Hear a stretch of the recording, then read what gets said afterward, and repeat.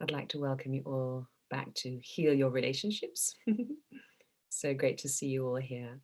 And I'd like to take the plunge into a really super duper topic today. We've done a lot of work on what I call the blood and guts of relationships. And today I want to take you into all that lovely, warm, fuzzy stuff that we call love. And the title of the topic today is How to Enjoy Loving. It's all about the joy of loving today. The joy of loving. I was inspired by a book that was published years ago called The Joy of Sex. And today I want to turn that around a little bit and just focus on the joy of loving. How much joy there is available to us when we just quite simply love. When we just quite simply do what is truest to who we are. And this, of course, is going to enhance your relationships. It kind of goes without saying, right? But I want to look at it in a little bit more detail. I want us to get into the nitty-gritty of love because it's a word that is sort of coined probably more than any other word, I would say. Love is the buzzword and has been forever, right? In songs, in our conversations. But how much do we really understand about love? It seems odd to ask this question now, but I'd like us to just take a moment to just feel in. This is how I prepare these sessions with you all. I actually feel into the topic. Today, the topic is love. I'd like you to just, for a moment, now that we're all really relaxed, just take a few breaths into your heart space. And if you can't feel your heart, and this was my case not so long ago, just put your hand on your heart. Just notice the beats of your heart. And just breathe into this space. Softening the heart space. Allowing there to be any release, just let the release go.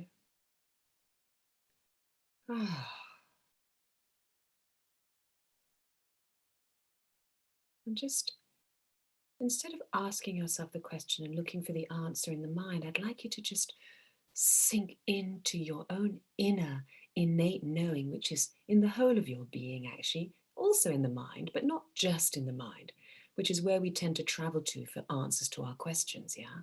Because we were kind of taught that at school.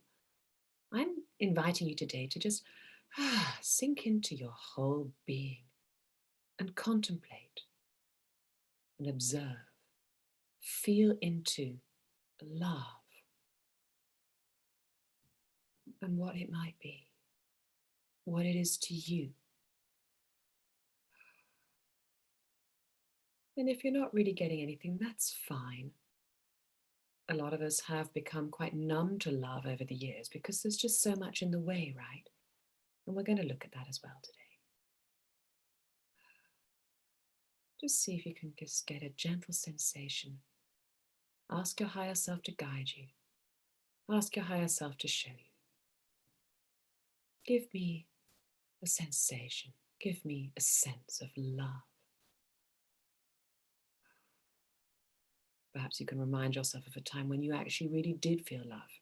Sometimes it's easy to do that with animals rather than human beings because there's so much in the way when we think of loving someone else. But think of the kind of love you might have for a puppy. Feel into those feelings, warm and fuzzy feelings. It brings a smile to the face, doesn't it? Imagine yourselves in a situation with perhaps a little puppy or whatever works for you that brings out your love, that opens your heart. Feel into it. Notice the sensations. There we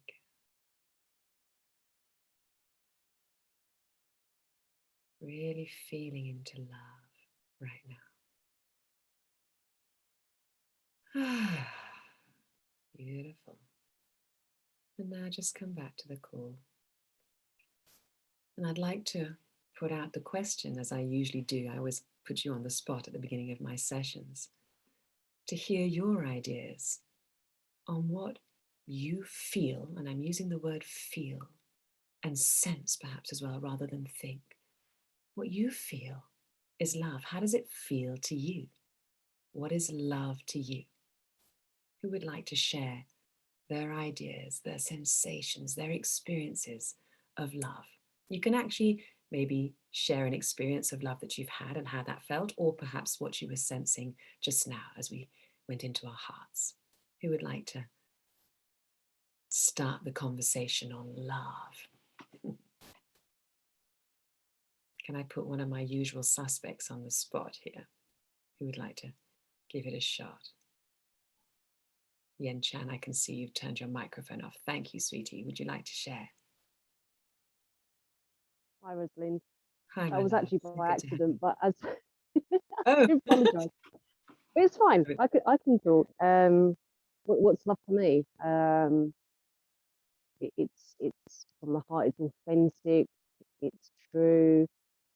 it's sorry, you're a bit Love muffled today. I don't know why. I don't know whether it's me or you. might be me. Is it still muffled? It's a bit better if you get closer to the mic. Yes. Oh, okay. It's authentic. It's from, you know, I know when, okay, there's a difference between loving my family. So whether or not you want to call it, this is the thing. I was reading something about unconditional love, Mm. and they questioned whether or not there was such a thing. But then they say that with love there are conditions. Um, so with love with my family, obviously it's a different kind of love, obviously, and then love with a significant other is more kind of, the feelings, the butterflies, emotions and stuff, and that warm fuzziness. And Mhm. sometimes I get the warm fuzziness from my son as well. When we were playing Monopoly the other day, and he just made me so happy. We had a little dance off for half an hour, loud music, and it was just so nice to see him being so free, and that just Mhm. warms my heart. Absolutely. Yes. Beautiful. Yeah. How beautiful. Lovely. Thanks, darling. Yes. Thanks for making the difference as well. Yes. We do feel love differently, perhaps, with different members of our family, or in a romantic relationship. There's a different sensation, isn't it? Yeah. Beautiful. Thank you. Who else would like to share their version, your own version? There's no right or wrong here. I don't look for right and wrongs anymore. I'm very curious to know what it is for you. Who else would like to share? Baharak, hi, my love. Oh Lovely yeah. to have you. It's so beautiful. I have so many different, depending on my month and day, versions of what I love love is. that. That's This, excellent. I love it. yeah. But this month it feels like, well, this week, what should I say? No, because I had my mum's birthday. I mean, are we talking about romantic, or are we talking about all kinds of love? Just love, whatever it is for you right Yeah. now. Like, but it's just my mum and one other person can create this in me, but just the loss, no other loss of a love, the love is so strong that it's like pain, like physical pain in your, it's just something different. It's like I wasn't even expecting it, but just like when I become present with that loss, it's Right. of Yes. love, of true love in my life. Yes. It's like physical pain.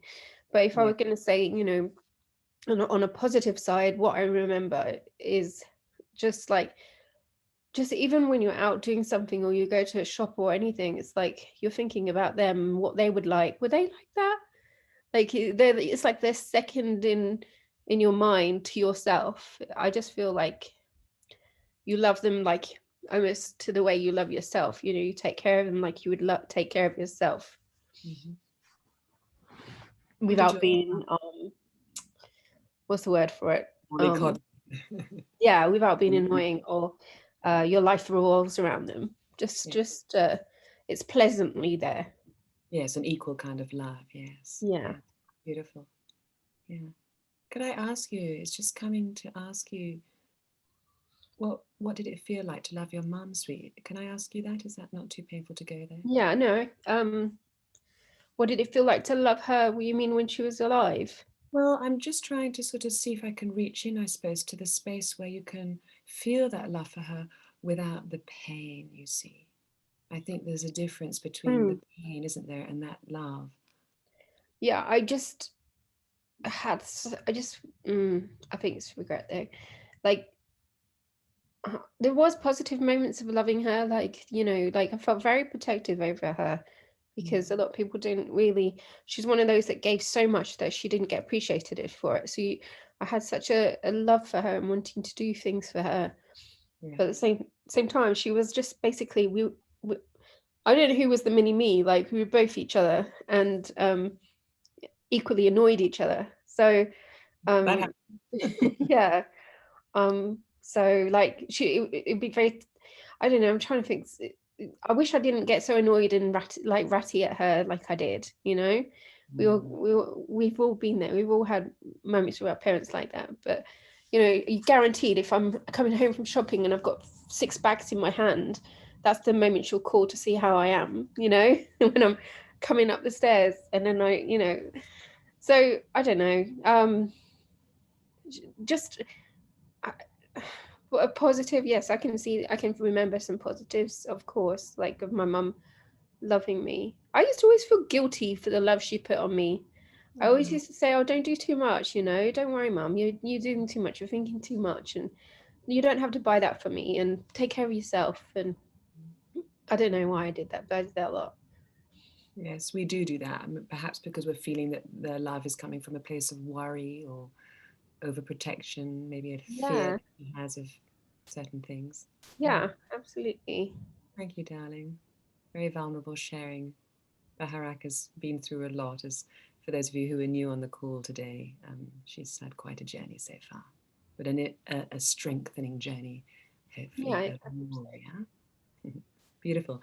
There's time for one last sharing. Who would like to give us their idea? Somebody else. Can I ask maybe Kogila or Lynn to share your ideas, my loves, on love? What is love to you? Definitely. Yeah, this is my true experience. Is exactly what happened last year when I was not really looking after myself. I was like juggling with my work and then looking after my family. And you know, even though I'm staying here alone, even my parents, they're away from me, so it was so stressed up, and I was neglected my health. And I didn't realize that self-care, loving ourselves, is one of the utmost important thing, which I didn't realize until I experienced an episode of a palpitation and ended up hospitalized. And that moment, I realized that what am I did to my body and what am I did to myself. I have a son. I have a very small son, little one to look after. And sorry, in that moment, I realized I shouldn't do this to myself. This is a There good are, experience. This is a good experience, Kogila. You're awakening to your own self-love, yeah? When we remove ourselves and do things that are not loving to ourselves, it hurts, right? Here's the pain, I can hear it coming up. But that teaches us and it brings us home. And this is very much what we're going to talk about today. So your sharing is very poignant.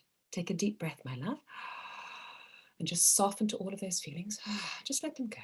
Just let them go. There's no need to hold on to all the suffering. We don't want to hold on to the suffering. We want to let it go so that you can free yourself up to love more easily. We're going to talk about that today. Yes, please go on. still, I do not know, Rosalind.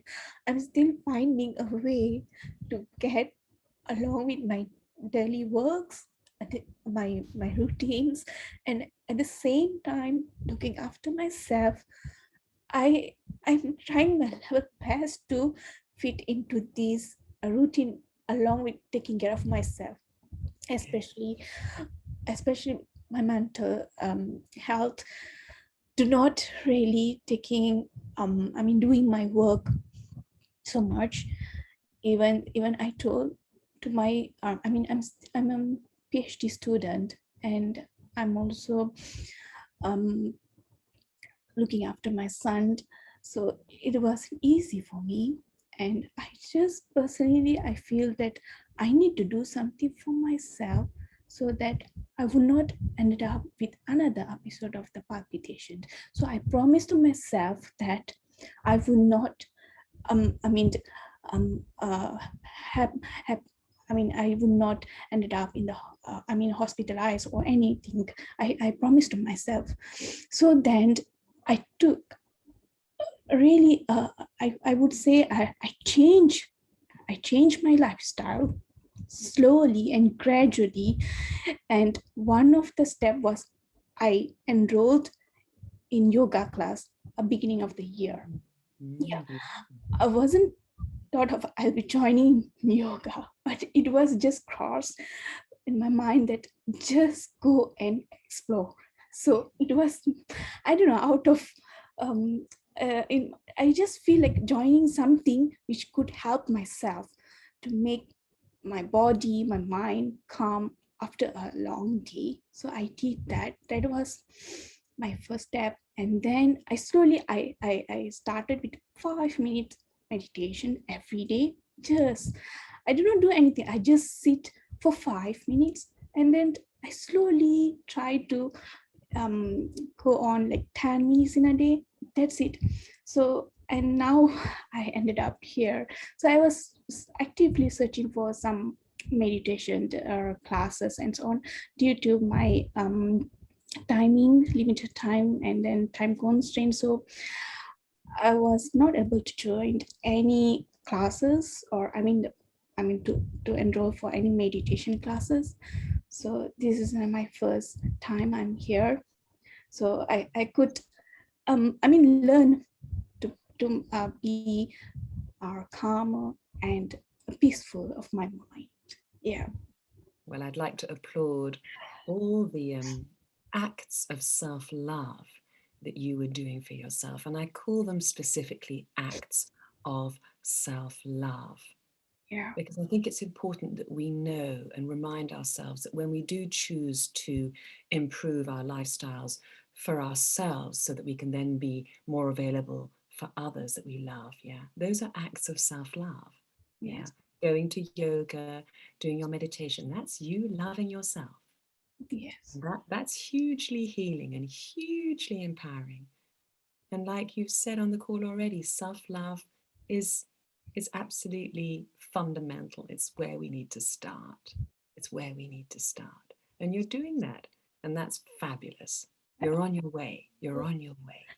But And the word slow was coming to me as you were speaking, and you're doing this very slowly and gradually, and that seems to me to be perfect.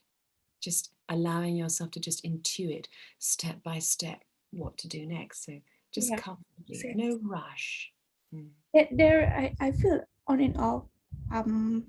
There is a kind of fear about, the past experience of me being hospitalized. That kind of fear is on and off. It's like bugging me. Is like, okay, please look after yourself. If not, you'll be, that kind of. The flashback is on and off. Is like, reminding me. So I'm fully aware of that. Okay, because Yeah. I felt the pain. I Exactly. felt that pain, and it's like it's a kind of new life for me. So Yes, sometimes the yeah. pain actually is a signpost. It's the Yeah. signpost that takes you back to love. So it is that experience itself being a kind of motivation for me to transform myself. Absolutely. That's how Absolutely. I am today. Yeah. Well, good for you. Good for you. Yeah. Thank you for an incredibly vulnerable sharing. It's so beautiful to have you all on the call. I'm feeling very vulnerable as well. As Baharat put it some months ago, I'm very vulnerable in this position as somebody who holds this space actually, and hopefully share some important information for you all. Just before I move into our topic and take the plunge here into the topic, I just want to say that sometimes when we get palpitations in the heart, it's I've learned over the years to listen to my body and try not to label anything as, oh, there's something wrong with me, I've got to go to the doctor. I'm not denying that, sometimes we do need medical help, and of course if it's an emergency you do have to, but just listen into the heart, and maybe the heart is just saying, listen to me. Here I am, here I am, So just breathe, just practice gentle breathing into the heart space. Whenever you get a moment, just direct the breath into the heart and just keep softening the heart area. Keep softening the heart area and keep intuiting gradually and slowly as you are ready what to do to just love yourself all that more. Thank you so much. It's so beautiful to have you all with me. Okay, we're going to take the plunge. For those of you who are new to my sessions, I usually deliver the topic in 3 key eye openers so that you can actually come away with bite-sized information that can really help you use what I've shared in these sessions in a way that can enhance your relationships and enhance your lives overall. So let's take the plunge. I want to, first of all, as key eye opener number 1, continue this conversation of what is love, right? We talk about love all the time, yeah? How many times have I coined that word, even just today? But what is love? Yeah. And here is my sharing on love, and it's no more or less than yours. It's just to add to the mix so that we can all have a really nice spectrum of understandings of what love is, and of course our own. For those of you who haven't shared yet, you will have your own understandings, your own experiences of love. But I want to invite you to think a little bit outside the box, as I often do here, on love. I want to share with you. Have a think of those moments when you're feeling love for someone. What's that sensation? When you're feeling love for somebody, we feel close to them, don't we? You're feeling a kind of closeness, aren't you? Yeah. Notice the difference between that and those moments when you are, maybe you've had an upset, or you're in the ego, or you're worried about something, or you're in fear of some kind. That closeness is gone. Has anybody experienced those differences before? You can give me a little thumbs up if you have. The difference between when you're feeling love, that warm, fuzzy feeling, you feel close, don't you? You feel kind of intimate. Yeah, who's had that experience, that sensation? I can see Baharak's nodding, yes. Yeah. And who's had the sensation of the opposite, of feeling rather distant, yeah, to someone because we're either angry or in fear or judgment or blame, or all of the classics, right? There's a yes from Lynn, yes. There's a difference, right? So what if I told you that when we're experiencing love, that closeness, Yin Chan as well, yeah, that closeness that we feel, that intimacy that grows between you and the other, happens because love is dissolving what separates you from the other. Love has the power to just dissolve separation. Love brings us together. We've heard this before, yeah? It's been coined so many times. Love brings you together. It brings you together because what it's doing is it's dissolving the illusion of separation, and it's taking you into your truth, which is closeness, intimacy, feeling of connection with another. All those sensations and experiences that arise when we're feeling love for someone, that warm fuzziness, that open-heartedness, that closeness, that connection, that's our truth. So love has the power to take away the veil of separation. It quite literally dissolves the world of duality, the world of you and me, the world of us and them, the world of me and everything outside of me. It has the power to dissolve it and bring it all into one whole experience. This is the power of love, and this is why I wanted to talk about it today. The joy of loving. And actually, how easy it is to love. It's actually easier to love than to do all the things that stop us from loving, like hate, anger, blame, fear. That's all really hard work. It keeps us in pain. We're like, the ego gets some kicks out of it. Yes, we all agree with that. We've all been there. But overall, it's hard work. It's exhausting. It drains us of our energy. Whereas love does the opposite. It expands our energy. It opens us up. It is an experience of joy. So I'd like you to just journey with me today with this idea that love dissolves what separates us and brings us together.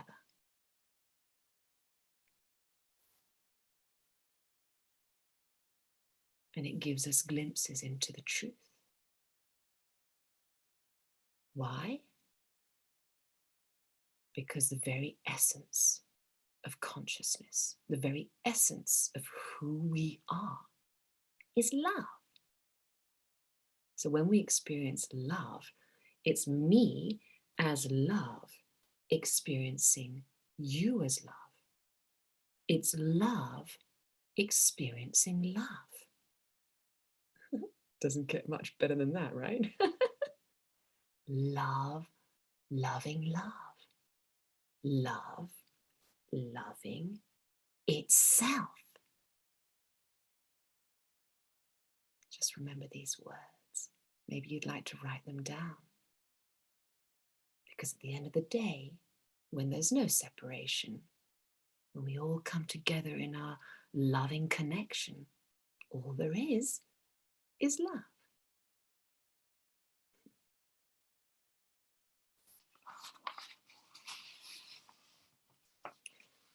Love has often been described as a feeling. But I'd like you to ponder on, I would go so far as to say, the fact that love, there's some sensations that come along with love, like that warm fuzziness, but it's actually a state of being. Just like stillness is a state of being. Just like peace is a state of being. Just like bliss is a state of being. They all come with sensations. Yeah? They all feel good.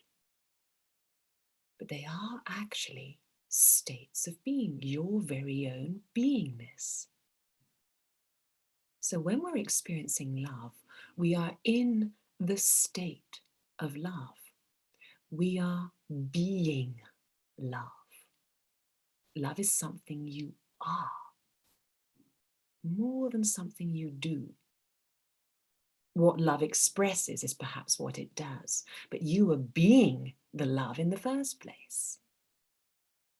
Does this resonate? Does this feel close to a heart's truth of any kind to any of you? Something to ponder on, something to feel into the heart about. We are far from knowing ourselves as love because we very seldom behave from that place. Why? Because we are so often in pain.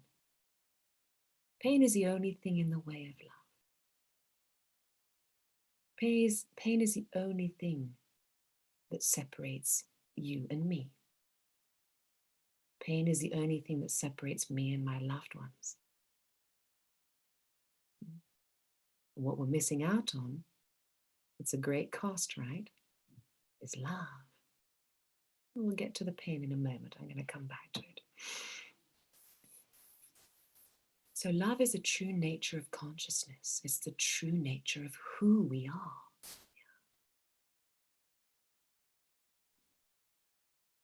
And when we are fully conscious, and we're all journeying to that state these days, a lot of us are already on our journey to the awakened state. When we are fully awakened, we are awake to love.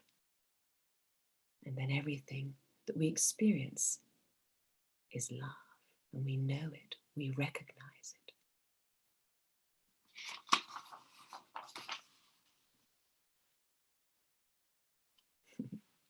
What do you think it is that puts the flowers on the trees. What else could it be other than love? I'm surrounded by springtime at the moment in England, although the curtains are closed behind me because of the glare. If I had this window open, you'd see flowers in the garden, flowers on the trees. What is it that puts flowers on a tree? What is it that creates such intense beauty? What else could it be other than such a heightened consciousness, such a heightened sense of love, such heightened love?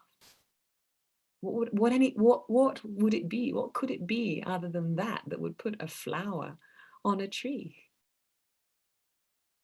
What could it be other than love that would put a fruit on that tree after the flower? I'm just using this analogy to help you understand that the source of creation is pure love. And we are an aspect of that. We are not removed from it. We just forgot. I want to remind you today, we are the flower on the tree. Yeah. What created human beings? It's the same source of creation as what appears on the tree and where that flower comes from. It's love. Pure, unadulterated love.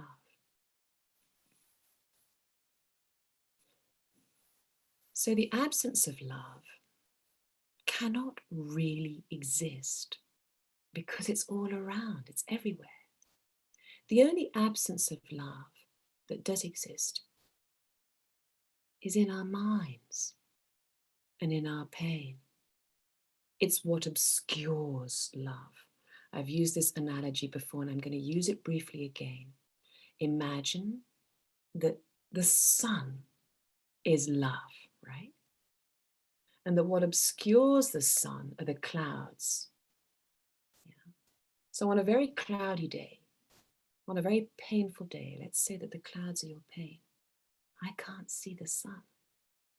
I can't feel my love. I can't feel someone else's love either because I'm in so much pain, because there are so many clouds. But as the clouds blow away, in other words, as we heal our pain, the sun is visible again. Love is omnipresent again. It never went anywhere. The sun doesn't disappear, right? It just gets obscured by our pain.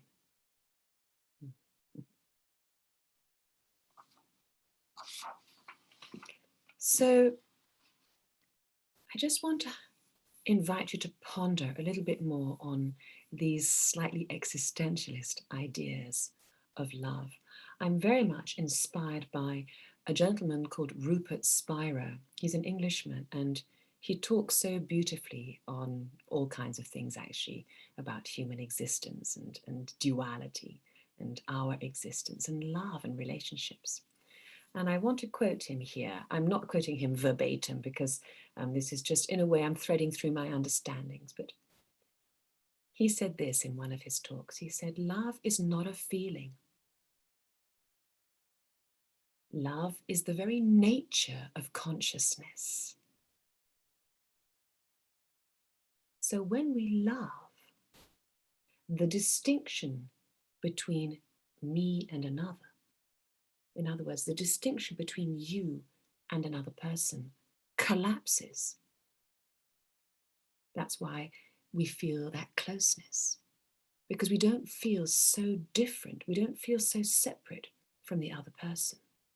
Love allows those boundaries to just fizzle away and for something else to emerge, a closeness. So what love does, love has the ability to just literally collapse the idea of relating from myself to another. It actually has the power to collapse the relationship, but in a healthy way.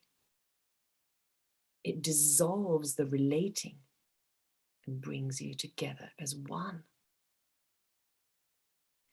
Hence the closeness, that feeling of intimacy. Yeah. Love making, when you're in this space, doesn't get better. When you really have collapsed those boundaries. And it's almost like making love to yourself. Yeah. So he goes on to say, in other words, love is not a relationship. The relationship can't actually exist when you're in the true space of love, because it collapses the relationship. Love is the absence of the relationship. We're really moving into a space where you are becoming one with your loved one.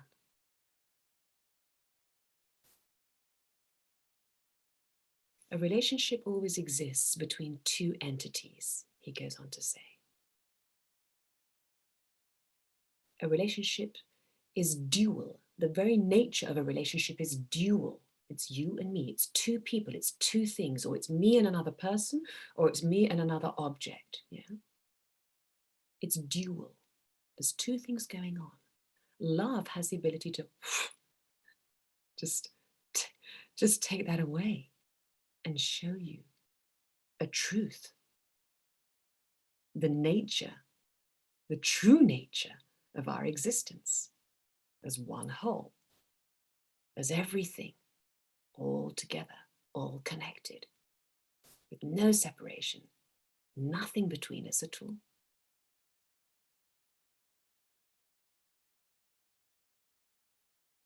He says that love is the dissolution of the entities, of the two things. They just dissolve in love.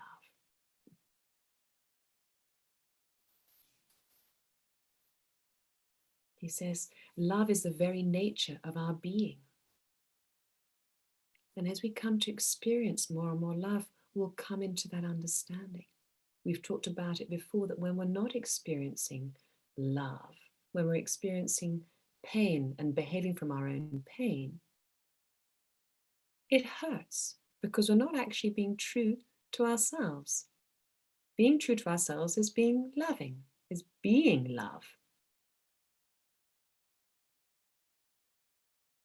So when we are experiencing love, we're actually coming close and experiencing a kind of oneness with another, even though that other has kind of dissolved with our love. It's like love is the solvent of separation. It kind of just like, and it takes us into a truth. And there's so much joy available to us when we're in our truth. The pain comes from when we're behaving outside of our truth, from our pain. But when we allow ourselves to heal the pain and come back into love, that's when we're happiest. Why? Because it's our nature to love. And we're robbing ourselves of being true to ourselves and our own, behaving from our own nature when we're in pain.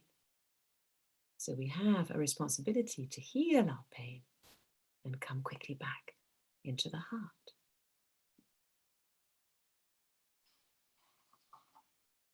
So that's key eye opener number one. I hope I've helped you just understand a little bit about what love does, the power that it has to just dissolve duality, dissolve the illusion of separation. It literally, it's just like taking all the veil away and going, oh, wow, here I am. This is it. Yeah. And the more we do it, the more that experience will be true to us and the happier we will be. Let's move into key eye opener number two now. There is a little bit of a thing going on there. Whilst the topic of today is the joy of loving and how easy and why it is so easy to love, first and foremost because it's our nature, I want to address something that gets in the way. The ego, We've coined this word a lot as well. Now, the ego is all about separation and maintaining separation, because that is all it knows. The ego is actually born of separation. It doesn't know oneness. It doesn't understand oneness. Oneness for the ego is death of the ego. So it doesn't just not understand oneness, it's super scared of oneness. So key eye-opener number 2 is the ego doesn't like the idea that love is the solvent of separation, that love is going to be what brings us together into oneness and into our truth. It doesn't like that one little bit. And it's going to go kicking and screaming all the way. So there's a little bit of a thing that happens when the more we move into love, the more we clear our pain, the more the ego is going to play up. And this can be something that makes it difficult to love. Because when the ego plays up, it has a huge hold on us. It could play up by judging or condemning or blaming or going into fear, feeling feelings of anger, all of those uncomfortable feelings that are not love. It's gonna take you there. It's going to take you into those places. Yeah. And it's going to probably do it as more and more and more, the more you soften into love. Yeah. So it's not going to like it. So this is something that actually can make it more difficult to love. But by bringing awareness to this, and this is why I'm mentioning it today, by bringing awareness to the fact that the ego is going to go kicking and screaming to its death, let's face it, and allowing that flower of love to blossom, yeah. If we have awareness that this is how the ego behaves, we go, look, there's the ego.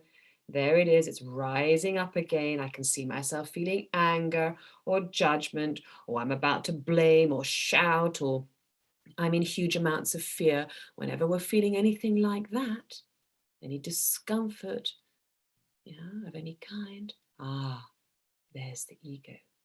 And that's the invitation I'd like to make to you, to just heal that, heal it, keep healing it, so that love can prevail. And so we don't just end up living our lives from the ego, which is tiring and exhausting and painful, and we miss out on the real us. We miss out on the truth. That's a huge cost to pay. So it's a slight dichotomy, because our relationships are the ultimate expression of duality. A relationship by its very nature is me relating with something else or someone else, you relating with something or someone else, me relating with you. It's the ultimate expression of duality, of separation. But it is also the ground, the place where we can return home to love. That's why it can be so difficult to be in a relationship. That's why all kinds of things come up in our relationships. Yeah. But with awareness, with the ability to understand that these two things are available and that these two things are options that we can take, yeah, which one is better for you, which one is worse for you, I think is clear. Then we can perhaps just keep on doing our work of awakening. In other words, of becoming more aware. There's the ego. I'm aware that the ego's there. I'm not going to condemn. I'm not going to beat myself up. I've just gone into the ego. I went into the ego this morning and I've been doing this work for years. It's going to happen because we've been in the ego for millennia, all of us globally, as one consciousness, as a globe, as a society. We are in the ego most of the time. So it takes step-by-step awareness of letting go, and of healing the pain around everything around the ego to come more and more into a place of love. And I can feel that I'm much more in that place of love now than I was just 6 months ago or a year ago. I'm much, much better. Of course, there are still triggers. All of those triggers, turn them into invitations to just, there's the ego. I'm just going to let it go. I'm just going to heal this pain. Soften to it, watch it, observe it. I'm not going to align with it. I'm just going, oh, okay, there it is. That's the ego. That's me and my ego. The ego's surfaced. Keep letting it go. And the more you practice that, the more you will come into your truth, into love, into being love.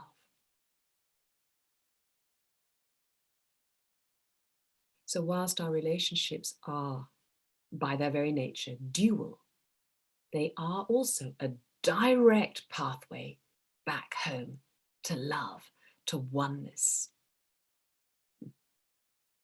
But it's a challenge because they don't look like it. There are many, many relationship coaches like myself out there. Why? Because people have so much trouble in their relationships. Why? Because all of our pain comes up in our relationships. Why? So that we can heal it. Use that as an invitation to heal, clear, and return to the heart, return to love. It's in our relationships that we feel the pain of separation. And it's in our relationships that we usually end up in a relationship from one ego to another ego. And that's like fireworks. Sparks will fly because it's tough. There's no love there. Yeah, even though you kind of know that you love the other, you're still in the battle of the egos. We want to drop all of that and come into that intimate closeness as two hearts meeting as one. However much that may sound like a cliche, it's actually quite real. It's quite real. Love meets love as one. When love meets love, it's meeting itself.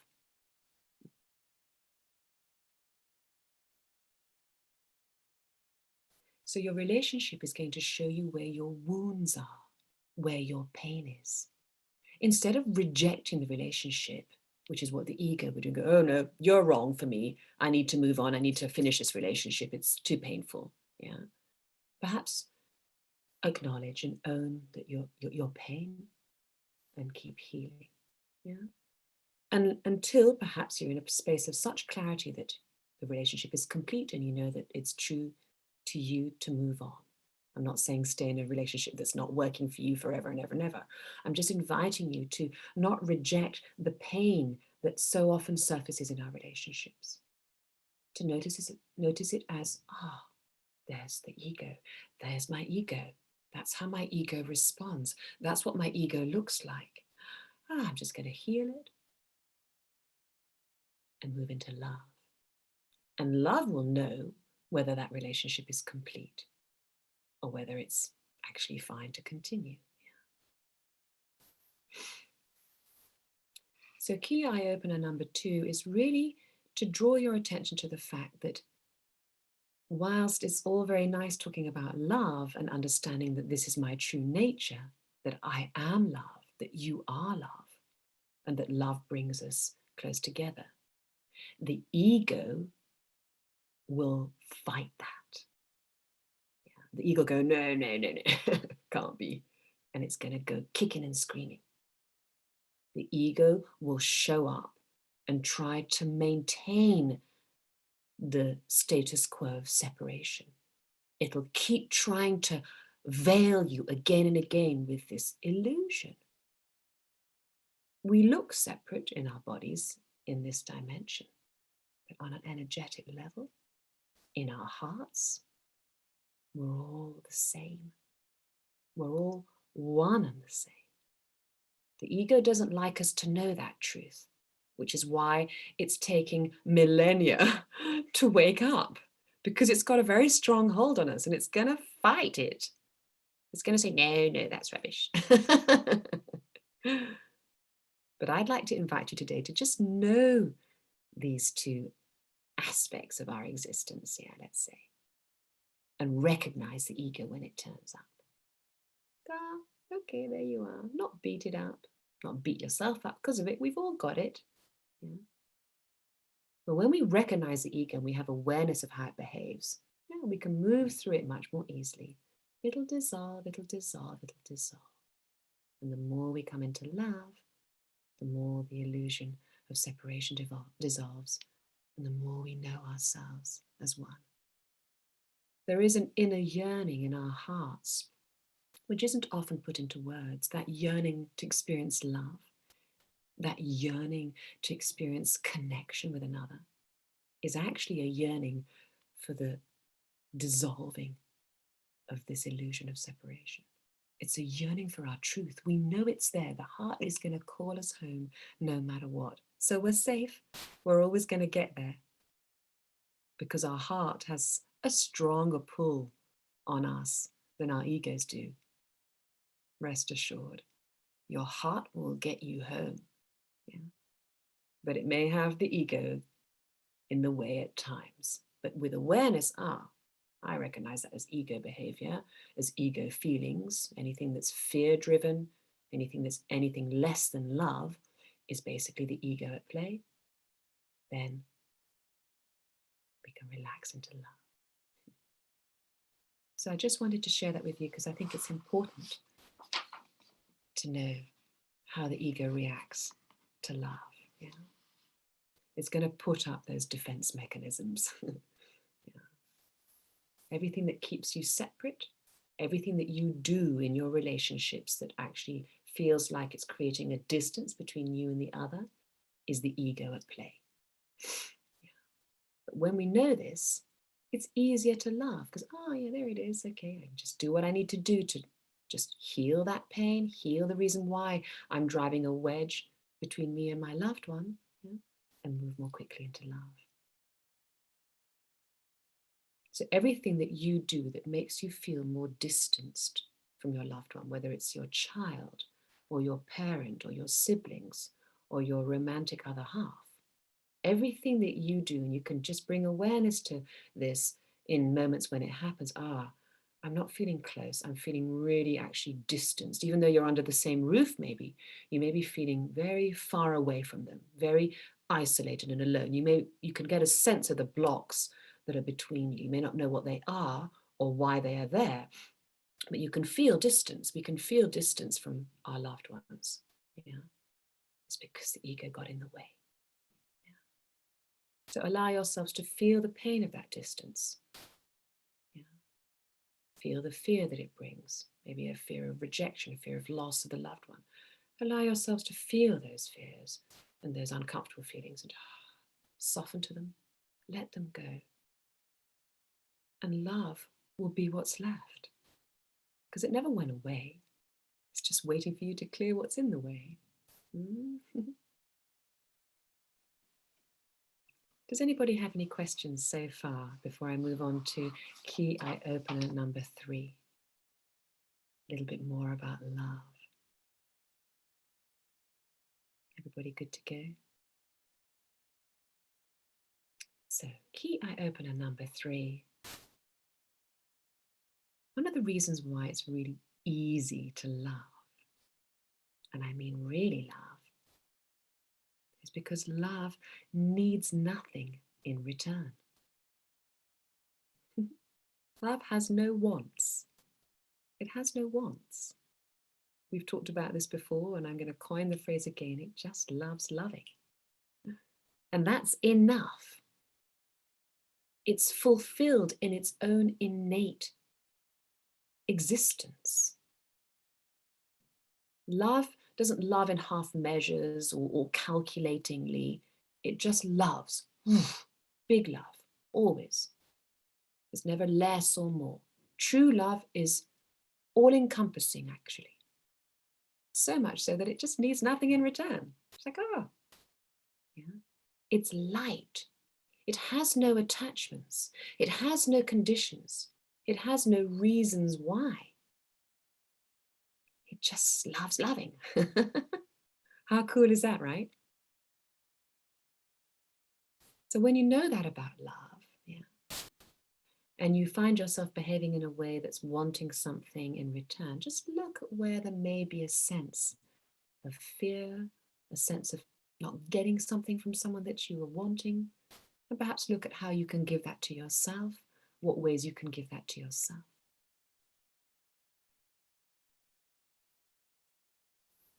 I just want to relate to you an experience that I had years ago when I was quite a young girl, probably the age of my daughter, actually, 10 or 11 or 12, really very young. And I can't remember it very well, but I want to relate to you how I remember it. I watched a film. It was in black and white, quite literally. That makes me sound really old. It was a black and white movie, and it was the story of two male twins, two brothers, twin brothers. And one of them was this deeply loving brother, and he just loved his twin brother just so much. And his twin brother was kind of the opposite. He didn't love so easily. He wasn't able to love back. So it was kind of like unrequited love for the twin brother who was so loving. And the whole movie played itself out like this. It felt quite painful. I remember feeling a lot of pain. I can't really remember the story, but I remember feeling a lot of pain around it. And then in the end, the twin brother that wasn't very loving actually dies. And I remember the brother that's left, the loving brother that's left, saying he felt no pain at the death of his brother because he loved him so unconditionally and so fully that he was fulfilled as a loving brother. He experienced total fulfillment in his unconditional love, his fullness of loving his brother. So there were no regrets. This comes back a bit, Baharak, to what you were saying earlier. And I had this realization that a lot of the time, the pain that we experience when we lose a loved one to death, or perhaps in marriage, at the end of a marriage or the end of a relationship, any kind of loss of a loved one, a lot of the pain in that loss is a regret of not having fully loved them. This is a cost that we pay. It's a high cost. And perhaps when we lose our loved ones to death, and we're all going to die at some point, yeah, so there's always going to be somebody that loves us that's going to lose us, or somebody that we love that we're going to lose. If we've loved them fully, yeah, unconditionally, with no need for anything in return, and we know that they know that we love them that way, when they do die, we won't have any regrets. That pain of regret will be gone. Yeah. So make sure that when the ego does surface, you do whatever it takes to clear the clouds, to clear the ego, to heal the pain, whatever it is that you're experiencing, keep healing it. I say that the pathway to oneness is not love. That's already there. It never went anywhere. The pathway to oneness is to clear the pain, to clear the clouds, and return to our true nature of pure loving beings, of unconditionally loving beings. When we get to this place, we will feel our freedom. It's a journey. It's a journey. But I'd like to invite you to take this journey, because I don't know any better journey. And I know that today, these days, I am much more able to love my loved ones. And I know that the pain of losing them is lesser and lesser and lesser, because I have fewer and fewer regrets, because I'm loving them more and more and better and better.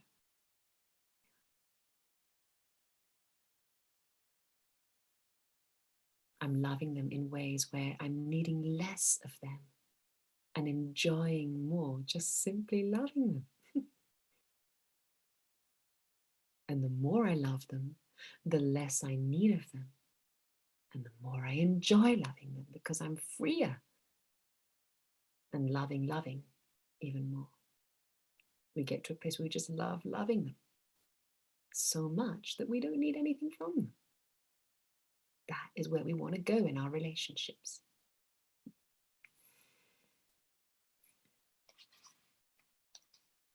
I remember when I watched that movie, I just didn't understand it at first. I was, how can he not feel the pain of losing his brother, of not being loved back by his brother. And now he's lost him and he's never going to be loved back by his brother. I couldn't understand it as a young girl, because for me, all I knew then was conditional love. He loved his brother unconditionally. He didn't need his brother to love him back. He just kept loving and kept loving and kept loving. It frees us of a lot of pain. It frees us of all of our pain to love like that. And it's easier. It's much easier. It's a greater joy.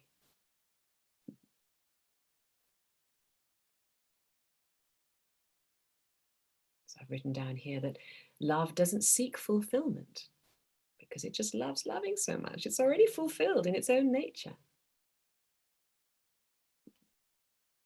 So if you find yourself saying you love your partner, say you're in a space with your partner and you're saying that you love them, but you're not feeling much, or you're not feeling truly intimate and close, perhaps there's a little bit of ego in the way. I'd like to invite you to just look and see if there's a little bit of something in the way there. Likely there is. And even if you don't know exactly what it is, you can't quite sort of figure it out, there may be a sensation there, a feeling. And just contemplate the feeling, observe the feeling, just notice it as a little bit of ego in the way, a little bit of something that's giving you the illusion of being separate to your loved one. And just contemplate it and just let it go. Okay, I see you, there you are. I don't need to hold on to you. Because you're not really my true nature. My true nature is to love.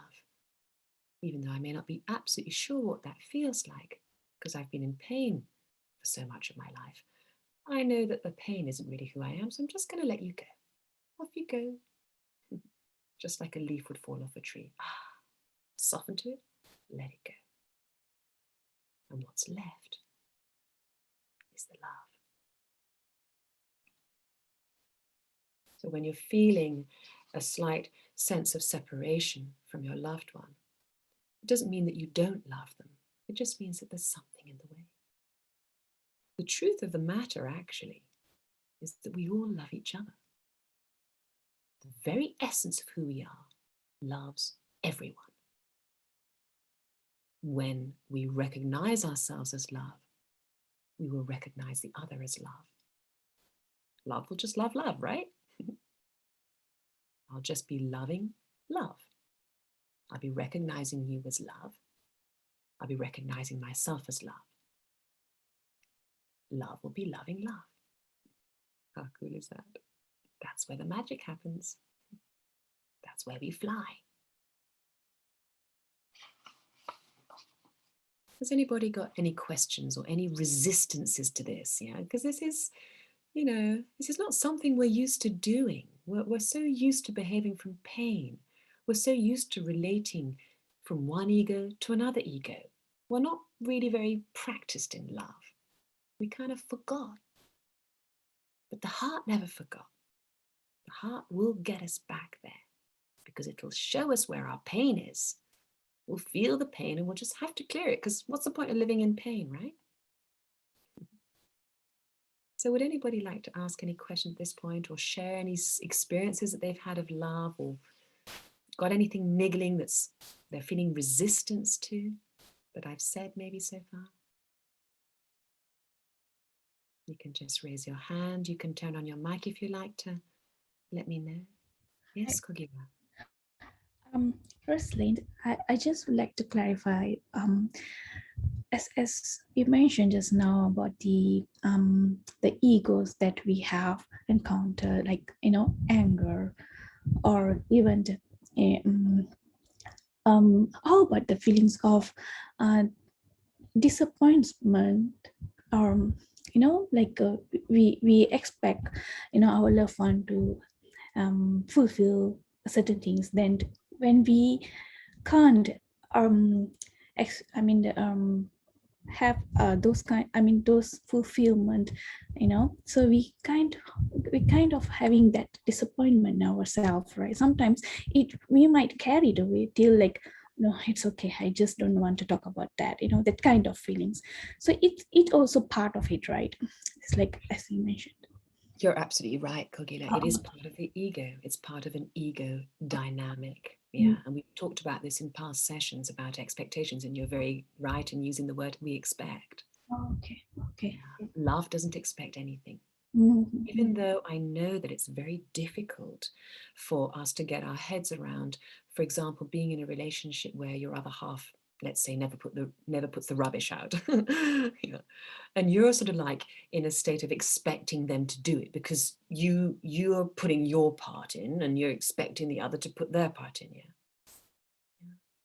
A true harmony comes naturally when we least expect it, actually. Yeah.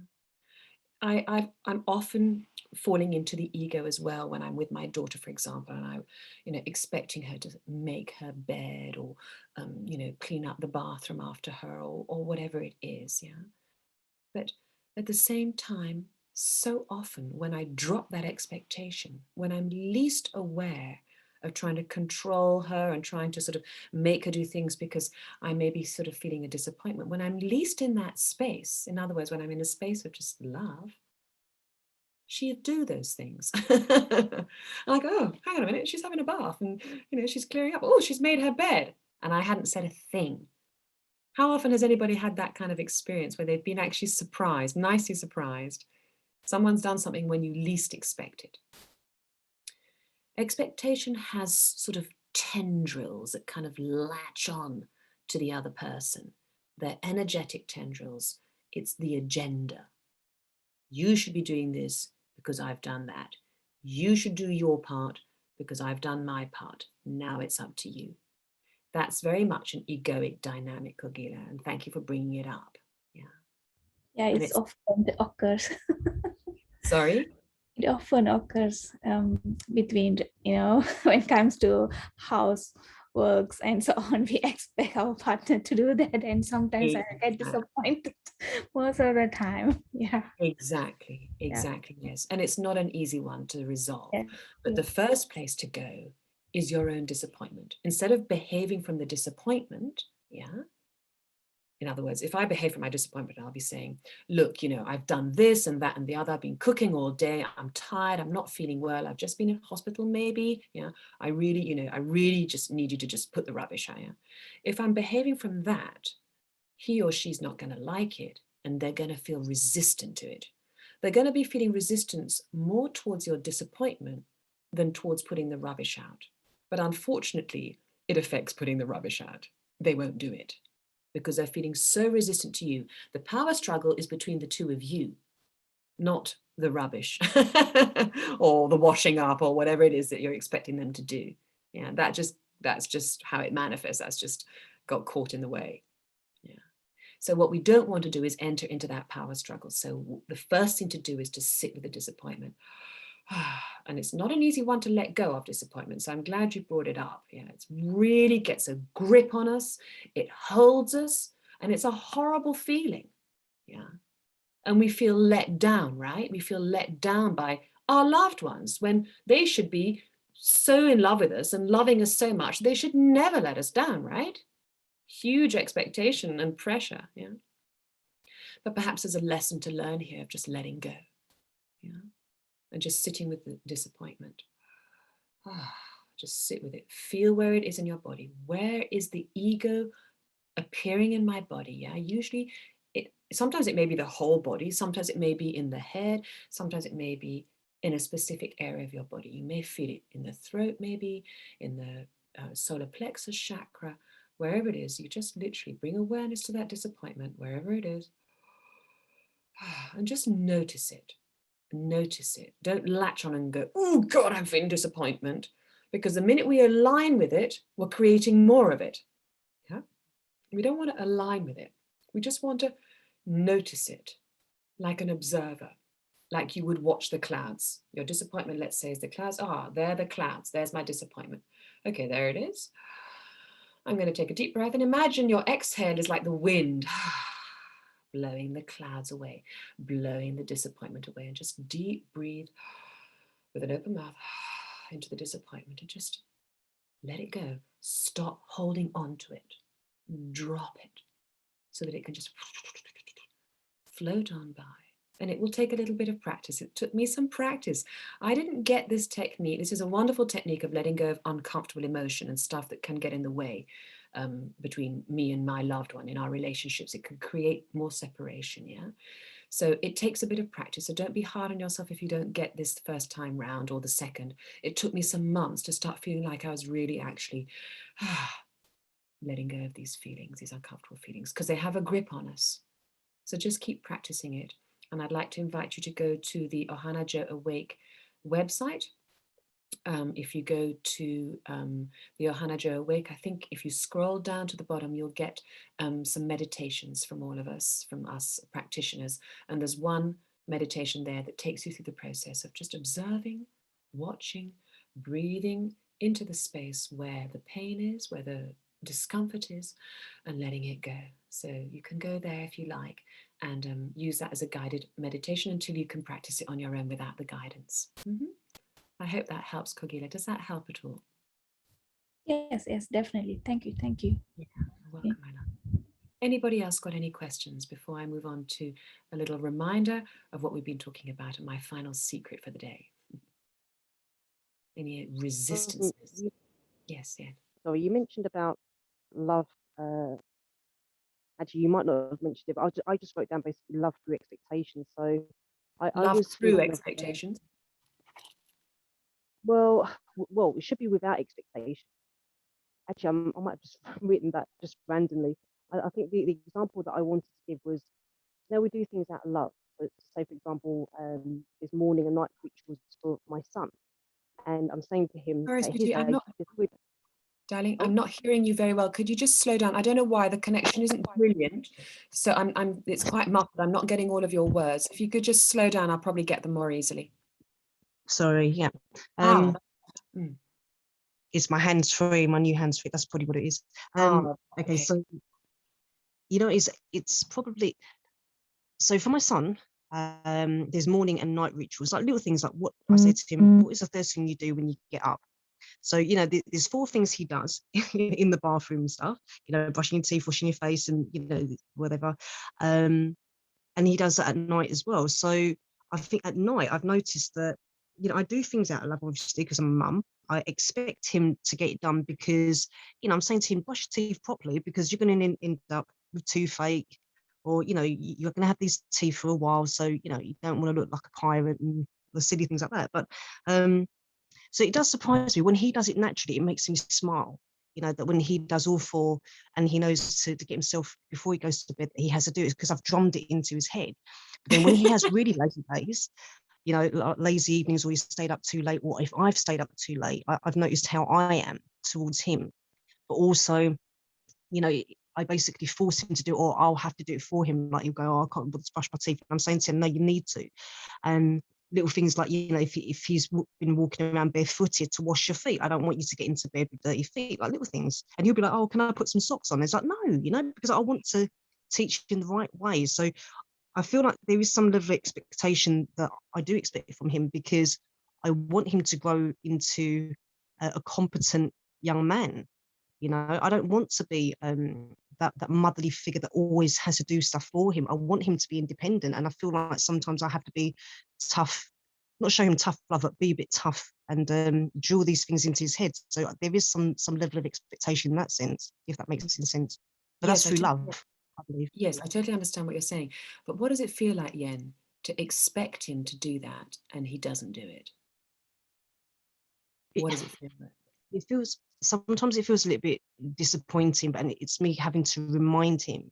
And then I know that when I'm tired, all these things go through my head, like, little things that if he doesn't pick up after himself, I'll say to him, well, you know what, you've got quite an easy life, really. You don't really do too much. I don't ask much of you. I'm only asking for you to do one thing, so I'll fly off the handle. And sometimes I have to kind of, take a step back and collect myself and just chill out a little bit. That step, taking a step back and chilling out a bit is where we want to go, really. What was coming through to me was, can you be his teacher? All mothers are teachers in some ways, aren't we? We all have to teach our kids certain things, but can we be the mother teacher or the teacher without the constant expectation behind each lesson that we teach them. So for example, I've taught my daughter to brush her teeth as well, and, things about hygiene and stuff. But if we're constantly expecting her to do it every single time, like clockwork and everything, there's a lot of pressure on them, right? And I'm just wondering if it's perhaps better for us to be the kind of teacher that just lets them sometimes make their own mistakes. Let's say if Bobby got into bed with muddy feet, yeah, he'd be in a bed with muddy feet, and we won't like it, will we? Because we want the sheets to be nice and clean. But just to let them make their own mistakes. There's been times that I've just thought, okay, I'm just going to let go of telling my daughter to brush her teeth, because it's boring for me. It's a horrible place for me to be constantly drilling. It doesn't make me feel good. It actually takes me out of my space of love and into the ego. And I don't like feeling that. I don't like those feelings. I feel better. My heart's truth with my daughter is to know, you know what, she knows that she needs to do her teeth. She knows that it's better for her to do her teeth than not to. I've done my job as a teacher, as a responsible mother.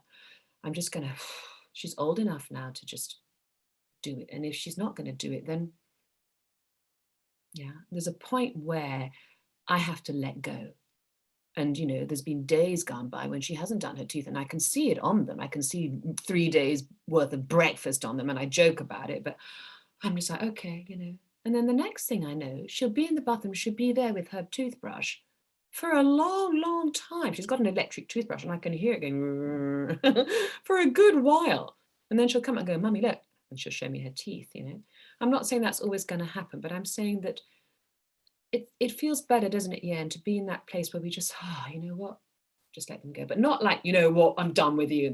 It's not a rejection kind of let go. It's I've taught them this. They already know it.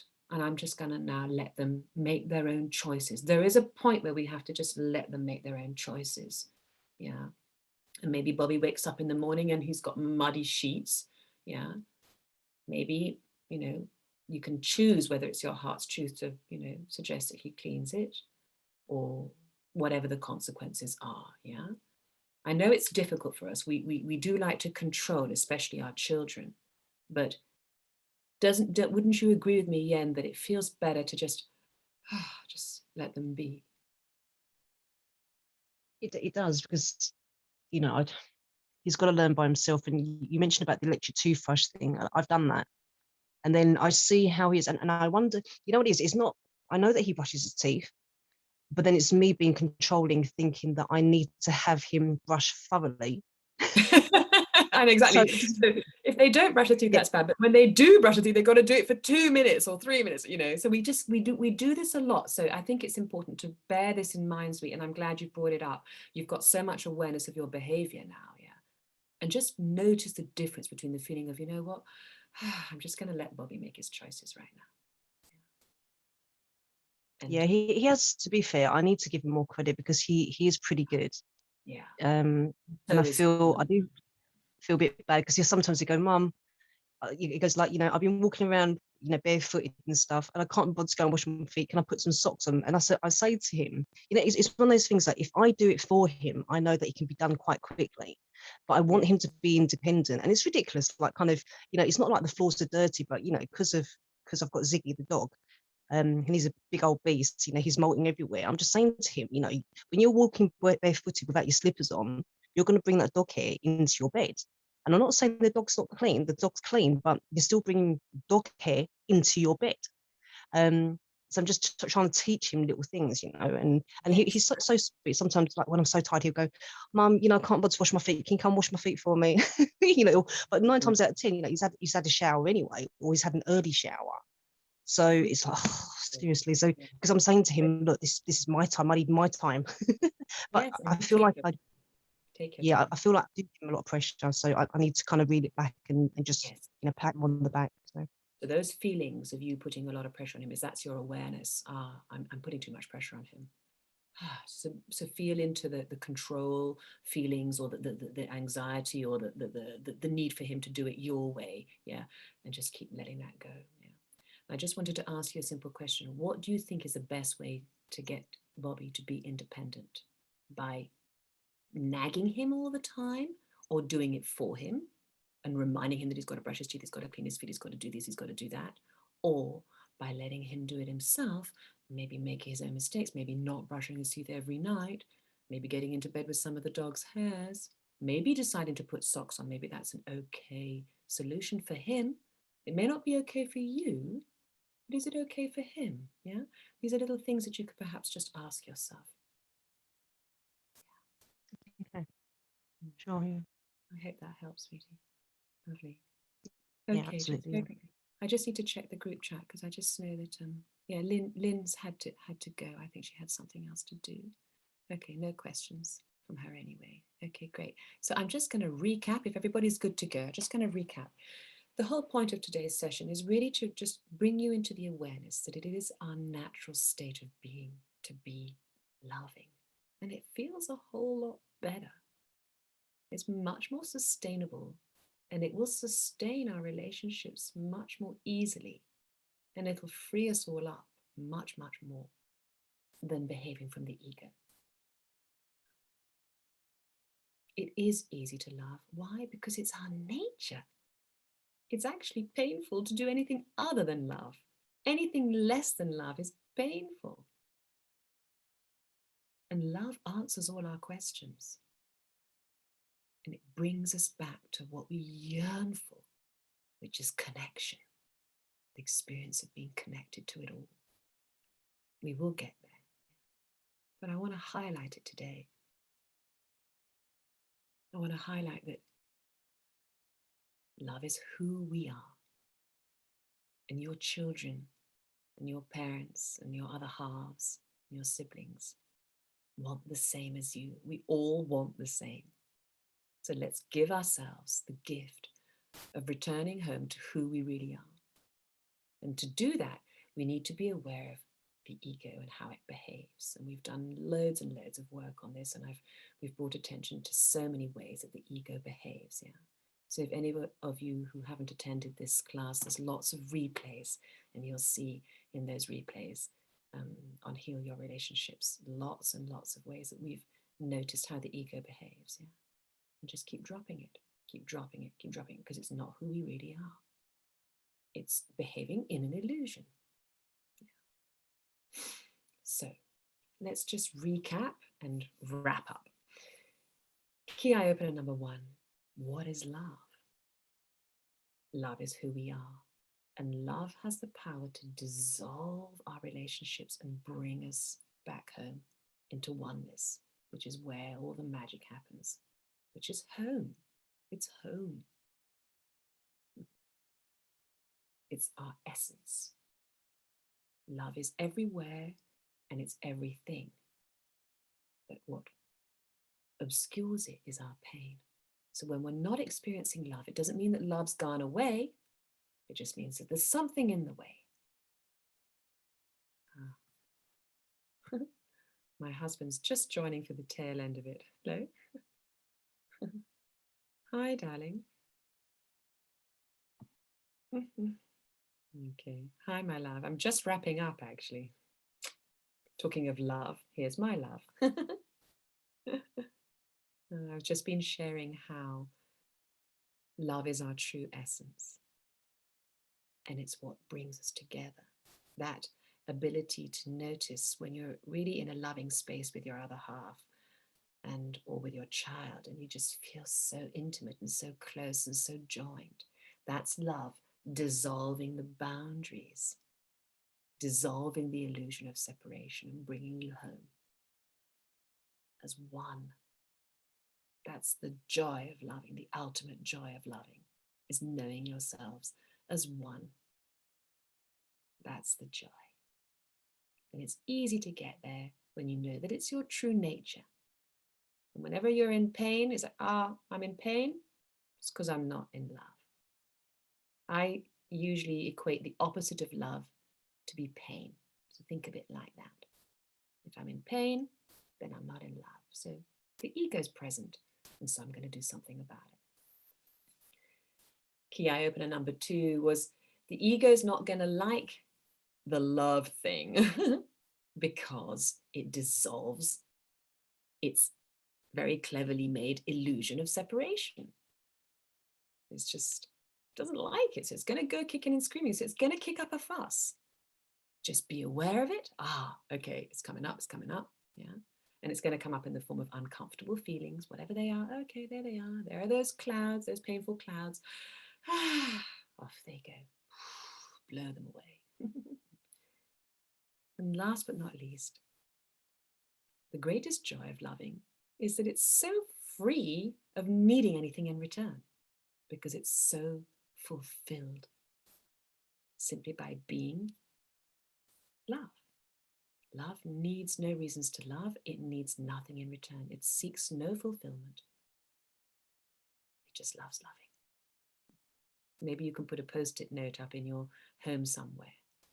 Perhaps one post-it note that reads, "Love loves loving and seeks nothing in return." As a little reminder that when you're in expectations or in disappointment, I'm not actually behaving from true love here. There's something in there to look at that's from the ego. And so I'm going to move into my last and final secret or truth. When you are in that beautiful space of love, you are the first person to receive the joy of it. So it's self-fulfilling. When you're loving someone, you're the first to enjoy all the benefits. So there's nothing to lose when you love. There's a great stigma to love. People feel that there's great loss in love. But when love is really loving truly, it doesn't even think about losing, because it's just loving. It doesn't fear loss, because you love, when you're in the space of love, you're not in the space of fear. True unconditional love fears nothing, because it's all encompassing.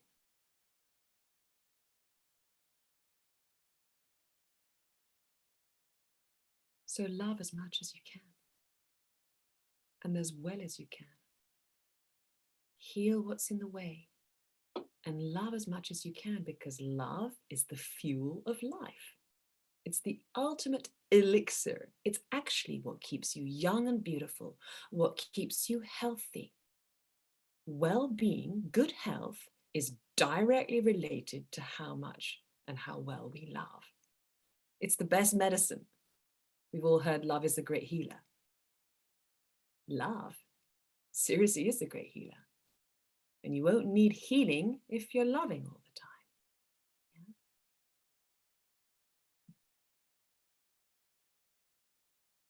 One of the keys to happiness is to love. Allowing ourselves to love makes us happy, right? Pain comes from depriving ourselves the ability to love. When we deprive ourselves of doing something that is natural to us, which is to love, we feel the pain of it, because we've stepped out of our true nature, of our authentic selves.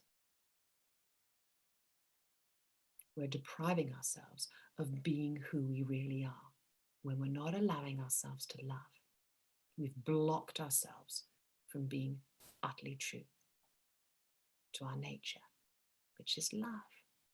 Our essence is love. So allowing yourself to love makes you happy. And of course, when you're happy, it's easier to love. So it's like a win-win. In fact, I've put down here, win-win, one, spelled W-O-N. I've won one, and so's the other one. Everybody's won. And then I was playing with words. One, the number one. O-N-E. Win-win, one. One. You get me? This is what brings us together. This is what was missing, in our lives. The ability to just keep loving. And to be able to notice and perceive the ego. To be able to say to yourself, Where is my ego in my body right now? Ah, there it is. And let it go is one of the most empowering things you can do and the quickest way home to love. So maybe put another post-it on your wall saying, where is my ego appearing in me right now? Whenever you're feeling anything less than love, ask yourself that question. Sense where it is in your body. Let it go. Heal the pain that comes with that. And you'll be returning to love straight up. And keep on doing this work. And your relationships will just become relationships of pure love. In fact, they won't be relationships anymore. After a while, they will just be love, loving love. They will just be love. You will be home.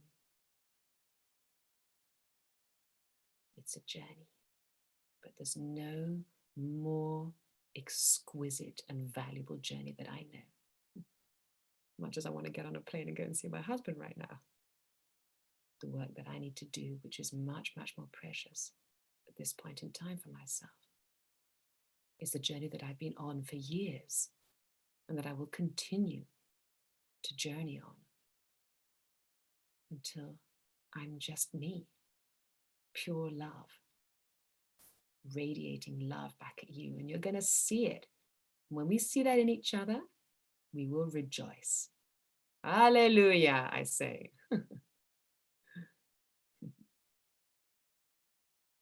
Has anybody got anything they want to share right now? Does anybody feel that they can do this kind of work to really enhance their relationships? Anybody like to share just before we sign off? If they feel motivated, if they really feel that, yeah, you know, perhaps it's easier to love than I thought after this session and these eye-openers and willingness to just make my relationships even more loving and keep on until all there is love. Who's willing to do that? You can show me a little hands up, or if you want to share. Good to go. Nice one. Well done, Kogila. Yes. There is no other way to go, really. There is no other journey to take, really. Because your heart will pull you there by hook or by crook. So however much pain you're in, that's how far away you are from love. Use that as your signpost or your invitation to just look at what's going on, acknowledge, let it go, straight back into love. Thank you all very much for joining. I hope that today has just lifted some of the heaviness and misinterpretations and misconceptions of love, freed it up a little bit to help you love lots and lots more. I'll see you in love.